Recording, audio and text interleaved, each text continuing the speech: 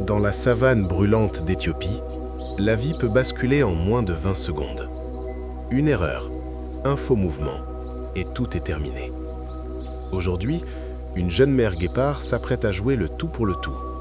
Elle ne chasse pas seulement pour elle, elle chasse pour ses petits. Le soleil est écrasant, l'air tremble au-dessus de la plaine. Tapie dans les hautes herbes, son pelage doré la rend presque invisible. Chaque muscle est tendu, chaque respiration est calculée.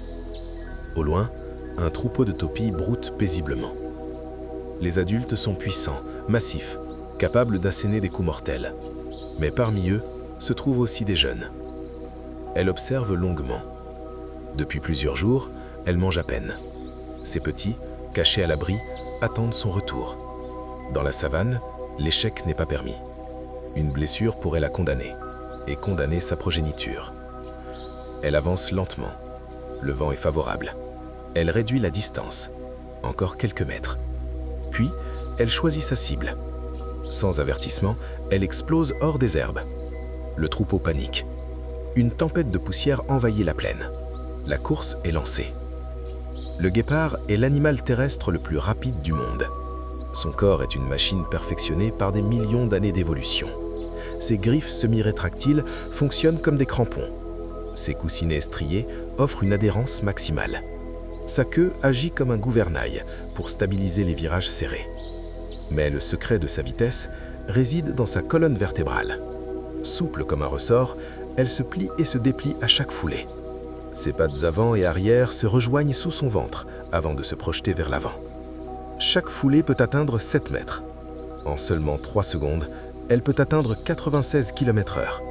Mais elle ne peut maintenir cette vitesse que pendant environ 20 secondes. Son corps surchauffe rapidement. Son cœur peut battre jusqu'à 150 fois par minute. Si elle échoue, elle n'aura pas l'énergie pour recommencer. Le jeune topi commence à ralentir. La distance se réduit. Encore quelques mètres. Elle bondit et frappe. Elle déséquilibre sa proie d'un coup précis. Sa mâchoire se referme sur la gorge. La lutte est brève. Le silence retombe. Elle a réussi. Mais le chronomètre ne s'arrête pas. Les guépards mangent rapidement, car leur réussite attire d'autres prédateurs. Et déjà, l'odeur du sang se répand. Au loin, des silhouettes apparaissent. Des lions, plus puissants, plus lourds, dominants sur ce territoire. Les lions sont responsables de plus de la moitié des décès chez les guépards. Face à eux, elle ne peut ni se battre ni défendre longtemps sa prise. Elle accélère son repas. Chaque seconde compte. Mais les lions se rapprochent. Sa victoire est fragile, très fragile. Elle doit faire un choix. Continuer à manger ou protéger ses petits. Si les lions la suivent, ils pourraient découvrir leur cachette. Alors, elle abandonne finalement la carcasse. Elle repart vers ses petits.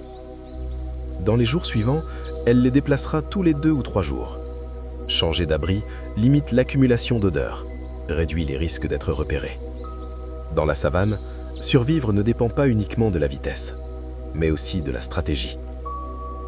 Être l'animal terrestre le plus rapide du monde ne garantit rien.